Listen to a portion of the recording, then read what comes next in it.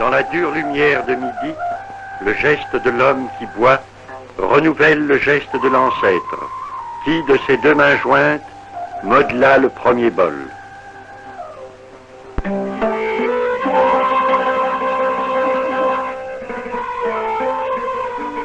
C'est dans les musées d'Alger que sont préservées les plus belles poteries en terre cuite. Toutes ont une fonction déterminée, toutes sont destinées à un usage domestique, si bien que leurs formes se sont précisées avec l'usage que l'on en fait. Plats à relief pour la cuisson des galettes. Au décor peint pour la préparation du couscous. Les humbles et fragiles terres cuites de Berbérie relèvent d'un art populaire qui traduit dans les formes et sa décoration l'unité profonde de la civilisation kabyle. Tilawin, c'est le nom tendre par lequel les hommes kabyles désignent leurs femmes. Tilawin, ce sont les cœurs. Et les cœurs, par exception dans le pays arabe, ne sont ni recluses ni voilées. À la source, détendue, loin du regard méfiant de l'homme, elle rit, bavarde et se chuchote toutes les nouvelles du village.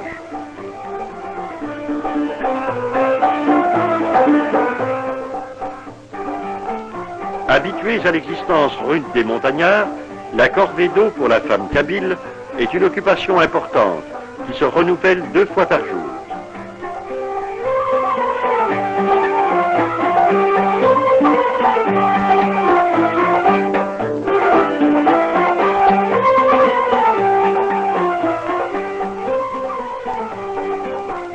La lourde jarre, la cruche remplie d'eau glisse sur la hanche jusqu'au creux des reins, dans le geste souple et harmonieux des porteuses d'amphores.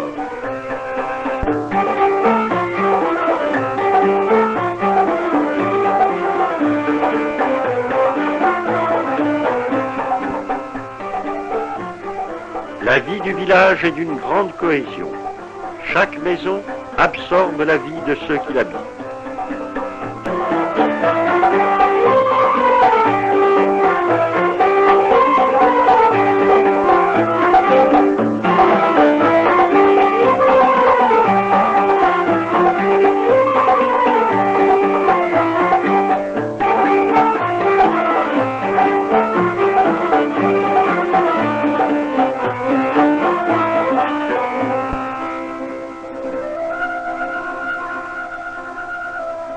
Quand la neige fond sur les hauteurs, que le printemps gagne les pentes de la vallée, les femmes se préparent à la confection des poteries.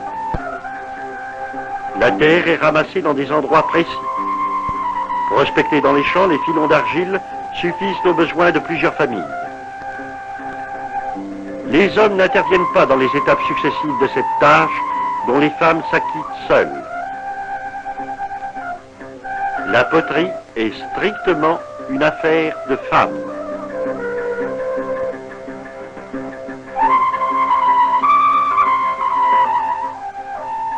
L'argile est mélangée avec les tessons des vieilles poteries.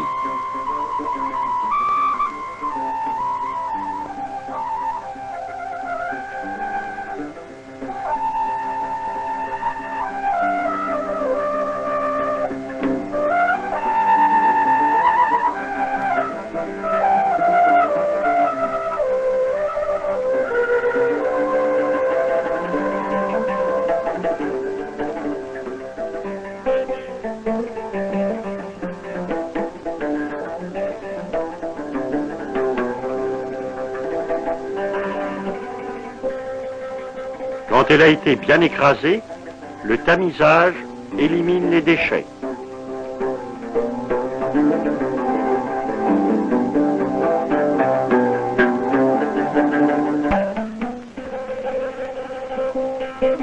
Le mélange de l'argile et de l'eau est une opération essentielle. Il faut que la pâte ait une consistance parfaitement homogène, assez souple mais point trop molle, résistante mais point cassante.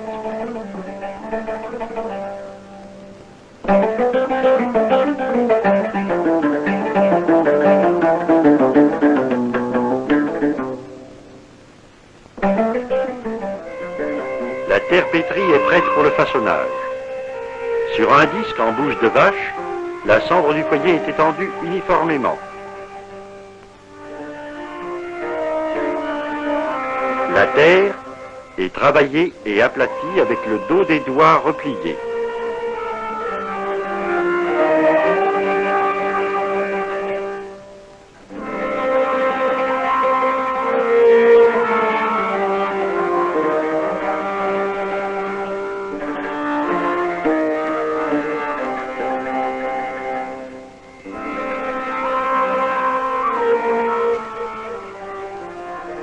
Un boudin d'argile est roulé entre les mains et fixé du bout des doigts autour de cette base.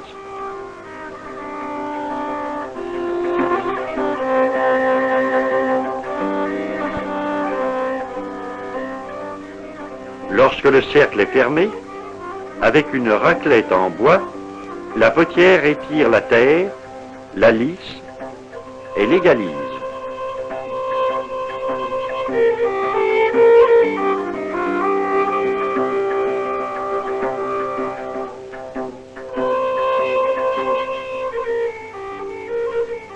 La pâte est fréquemment mouillée, ce qui permet une grande liberté dans l'élargissement et l'élaboration des formes.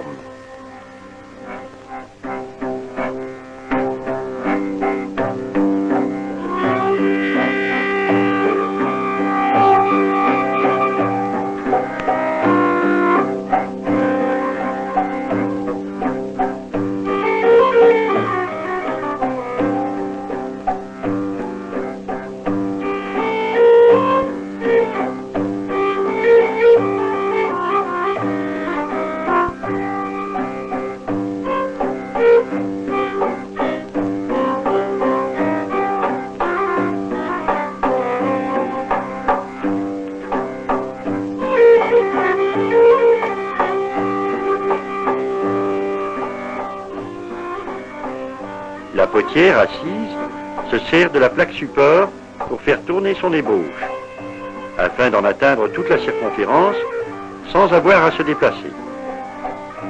C'est un caractère habituel aux poteries berbères que le soin très minutieux apporté à régulariser et polir les surfaces.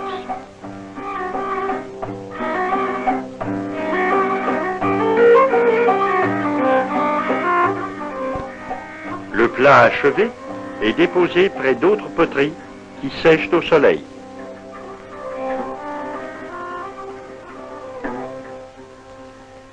Le traitement des surfaces varie naturellement selon le type des poteries.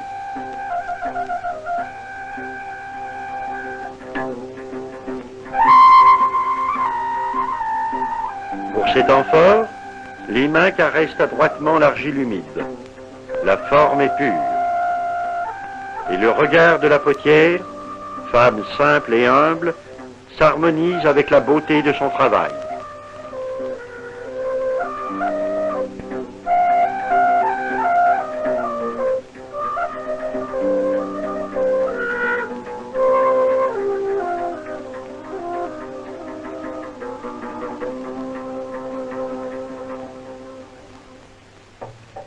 Lumière du printemps, quand les poteries ont bien séché au soleil, les femmes les polissent soigneusement.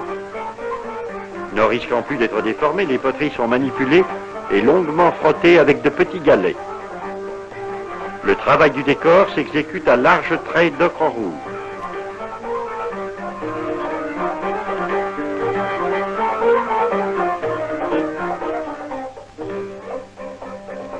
Le dessin est le fait d'une vieille tradition qui, de mère en fille, depuis les temps les plus reculés, perpétue avec des modifications légères la trouvaille d'une aïeule.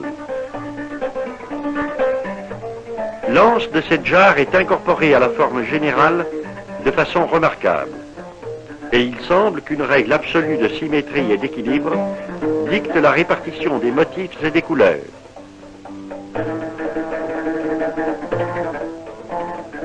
Trouver dans la montagne des pierres délayées donne les ocres rouges très purs et les noirs qui interviennent pour préciser le trait.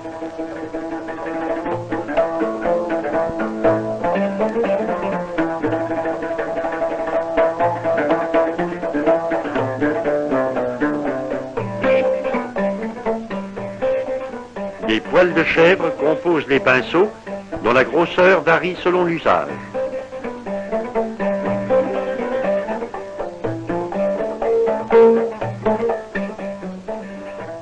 Le décor géométrique, rectilinéaire, est construit selon la forme de la poterie à laquelle il est adapté.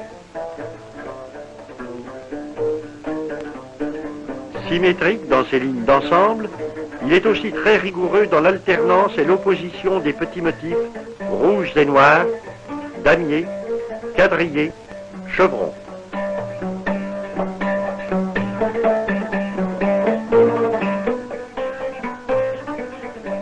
La délimitation des taches de couleur est une étape sensible dans le travail de la potière.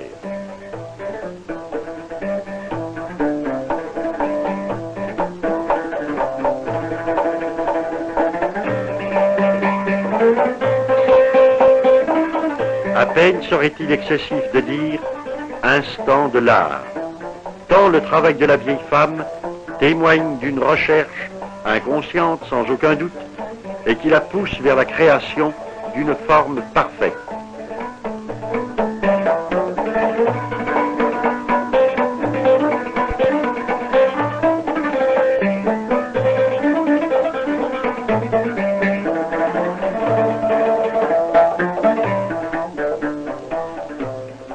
Le travail des femmes est un travail patient. Elles interrompent souvent leur poterie pour les besognes du ménage. Occupation domestique et non métier spécialisé, la place de la poterie modelée dans la société berbère n'est pas celle d'un quelconque artisanat. Dans chaque maison, les femmes s'acquittent de cette tâche, particulièrement absorbante, pour répondre aux besoins d'une année. La forme de ce plat est découpée d'un trait sûr, sans dessin préalable. Traité rapidement en lignes brisées et quelques grands triangles, la forme de ces cruches est nettement soulignée par le jeu des surfaces libres.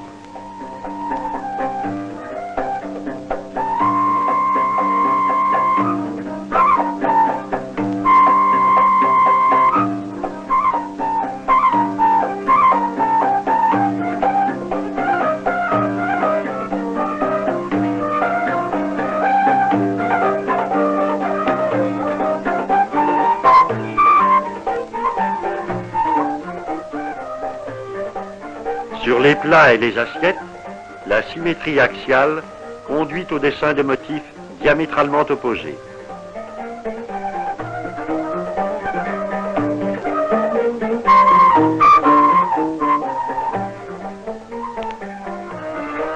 Quand les peintures sont achevées, les femmes installent un four rudimentaire.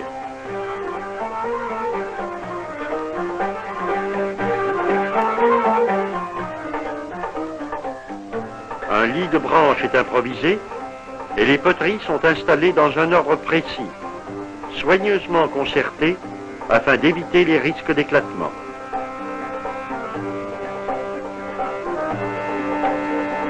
La cuisson, selon ce procédé très rudimentaire, demande beaucoup d'habileté. C'est une opération extrêmement délicate. Les poteries sont recouvertes avec des plaques de bouse de vache.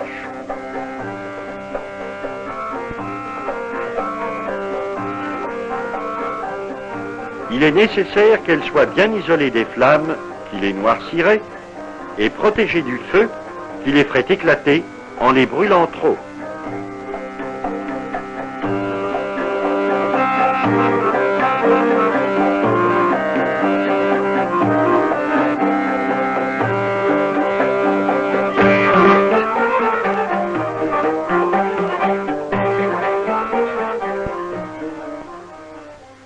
Les bouses, en brûlant, garderont une chaleur égale tout en assurant une combustion lente. Enfin, les poteries découvertes prennent leur aspect définitif.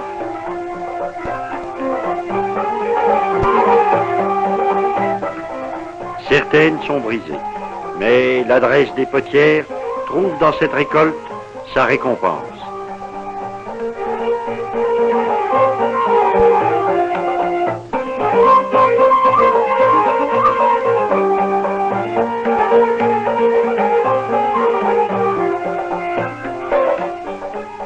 Ces femmes sont joyeuses. Cependant, leur gaieté est paralysée par un simple mouvement de pudeur. Elles se sentent regardées et se raidissent de dignité.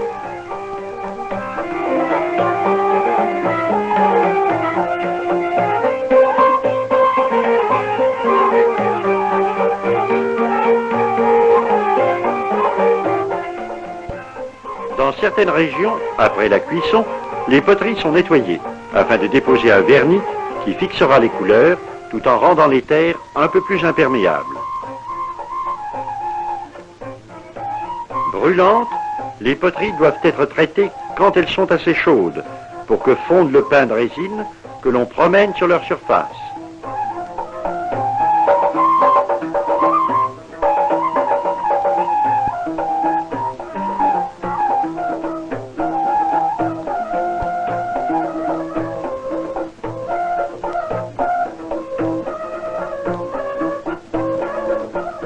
La poterie nouvelle prend place dans l'intérieur de la maison. Les décorations colorées qui garnissent les murs sont une des particularités les plus étonnantes des intérieurs kabyles.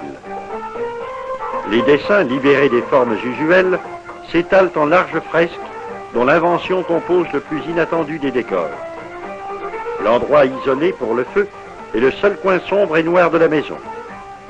C'est une maison kabyle semblable à d'autres maisons kabyles. Les akoufis en terre séchée et décorés en relief contiennent les réserves de graines qui servent à la nourriture des gens et du bétail. L'étable est installée dans la pièce unique et, par les ouvertures ménagées pour distribuer la nourriture, l'âne et la chèvre assistent au repas du soir. C'est alors que les humbles et fragiles poteries de terre cuite prennent leur place dans les habitudes journalières.